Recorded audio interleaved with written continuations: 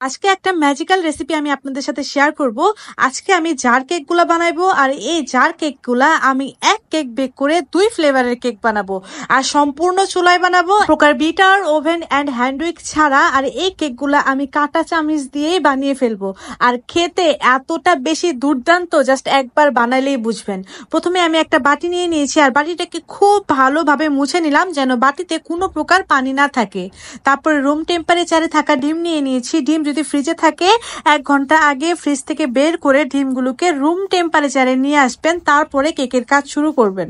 এখন ডিমগুলো থেকে কুসুমগুলোকে খুব সুন্দরভাবে আলাদা করে নিচ্ছি। কুসুম যদি একটুও পরে এই ডিমের সাদা অংশে, তাহলে কিন্তু ডিমের ফোমটা অতটা ভালো হবে না। তো এখন হালকা একটু ফ্লাফি করে নেওয়ার পর এখানে আমি 1/2 কাপ চিনি দিয়ে দেবো। 1/2 কাপ চিনি এখানে আমি প্রায় 2 বারে দিয়ে দেবো, 2 থেকে 3 বারে 1/2 কাপ চিনি দেবো। আর এরকম ভাবে নাড়তে চাড়তে থাকবো। নাড়তে নাড়তে চিনিটাও গলে যাবে, আর যখন চিনিটা গলতে থাকবে তখন দেখবেন যে এটা অনেকটাই ফ্লাফি ফ্লাফি এবং সাদাটে হয়ে আসবে। তো দেখতেই পাচ্ছেন এটা কিন্তু এখন নাড়তে নাড়তে অনেকটাই ফ্লাফি ফ্লাফি আর সাদা সাদা হয়ে আসছে। এটাকে অনবরত 10 মিনিটের মতো নাড়তে হবে। আচ্ছা, যাদের পাশে ইলেকট্রনিক বিটার আছে তারা কিন্তু এই কাজটা 2 মিনিটেই করতে পারবেন, তবে আমি সহজভাবে আপনাদের বোঝাতে চাচ্ছি তাই আমি কাঁটা চামচ ইউজ করেছি। চিনিটা গলে যখন অনেক সুন্দর ফোমি টেক্সচারে চলে আসবে এর ভিতরে, তখন ডিমের কুসুম আর একটু ভ্যানিলা এসেন্স দিয়ে ওটাকেও খুব সুন্দরভাবে মিশিয়ে নেব। এখন এই বেটারটাকে আমি 2 ভাগে ভাগ করে নেব। প্রথম ভাগের প্রথম ধাপে দিয়ে দিয়েছি আমি এখানে 1/4 কাপের মতো ময়দা, আর 1/2 চা চামচের কম দিয়েছি বেকিং পাউডার। মনে রাখতে হবে 1/2 চা চামচের অর্ধেক বেকিং পাউডার দিতে হবে। তারপর এটাকে খুব ভালোভাবে নাড়িয়ে চাড়িয়ে স্প্যাচুলা দিয়ে মেশাতে হবে। প্রথম ধাপেরটা আমার দেখেন একদমই মেশানো শেষ। এখন দ্বিতীয় ধাপেরটাই 1/4 কাপের কম দিয়েছি ময়দা, সেই সাথে 1/2 চা চামচের কম দিয়েছি বেকিং পাউডার, সেই সাথে 1 টেবিল চামচের মতো দিয়েছি কোকো পাউডার। এখন এটাকে নেড়ে ছেড়ে খুব ভালোভাবে মেশাতে হবে। দেখতেই পাচ্ছেন আমি স্প্যাচুলা দিয়ে খুব ভালোভাবে মিশিয়ে নিয়েছি। এখন একটা মোল্ডের ভেতরে নিচে প্রথমে লেখালেখির কাগজ দিয়ে দিয়েছি, তারপর একটা শক্ত কাগজ মাঝখানে দিয়ে দিয়েছি।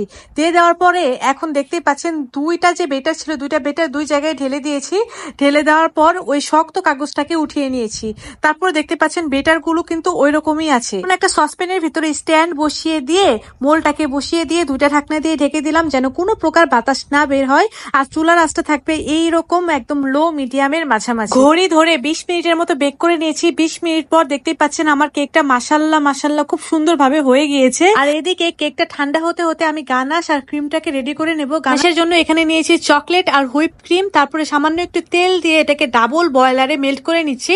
দেখতে পাচ্ছেন ফুটন্ত গরম পানির উপরে রেখে এটাকে আমি খুব ভালোভাবে মেল্ট করে নিলাম। এখন ক্রিমটাকে রেডি করে নেব। ক্রিমটাকে রেডি করার জন্য এখানে আমি প্রায় 1 কাপের মতো নিয়েছি হুইপ ক্রিম। ক্রিমটাকেও আমি কাঁটা চামচ দিয়ে খুব ভালোভাবে ফেটিয়ে নিচ্ছি, একদম যতক্ষণ পর্যন্ত এটা ফ্লাফি না হয়ে আসে ততক্ষণ পর্যন্ত কিন্তু আমি এরকম ভাবে হুইক্স করতেই থাকবো। দেখতেই পাচ্ছেন আমি কাজটা কিভাবে করতেছি। আর এটাও আমার ক্রিমটাও রেডি হয়ে গিয়েছে। এখন আমি আমার যে কেকটা বানিয়েছি সেটা একটু মোল্ড আউট করে নিলাম, আর দেখতে পাচ্ছেন কতটা স্পঞ্জি হয়েছে কেকটাকে আমি 2টা স্লাইসে স্লাইস করে নিচ্ছি। আপনারা চাইলে 3টা স্লাইসেও স্লাইস করে নিতে পারেন, তবে আমি যেহেতু আজকে জার কেক বানাবো তার জন্য আমি 2টা স্লাইসে স্লাইস করে নিচ্ছি। আর একটা পাইপিং ব্যাগের ভেতরে ভরে নিয়েছি আমাদের তৈরি করে রাখা ক্রিমটা। এখন একটা জার নিয়ে নিয়েছি, জারের ভিতরে কেকের স্লাইস দিয়ে দিয়েছি। ছোট করে আমি কেকের স্লাইস গুলো করে নিয়েছিলাম। তারপর সুগার সিরাপ দিয়ে দিচ্ছি। সুগার সিরাপটা আমি তৈরি করেছি হইতেছে গিয়া চিনি আর পানি দুইটাকে মিক্স করে গলিয়ে নিয়ে সুগার সিরাপটা করে নিয়েছি। আর যেহেতু এটা স্পঞ্জ কেক তার জন্য কিন্তু এখানে সুগার সিরাপ দিতেই হবে।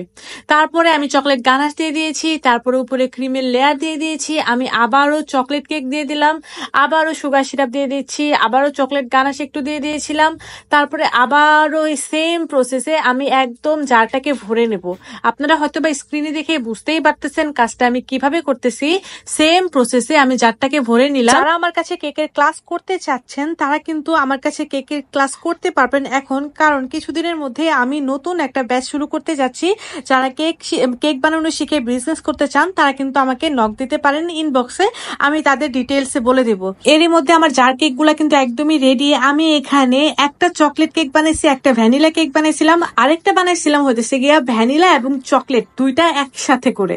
যাই হোক, এটা খেতে অনেক বেশি মজা ছিল। রেসিপি ভালো লাগলে রেসিপিটা শেয়ার দিয়ে আপনাদের টাইম লাইনে রেখে দেবেন যেন পরবর্তীতে দেখে বানাতে পারেন। আজ তাহলে এই পর্যন্তই, আল্লাহ হাফেজ।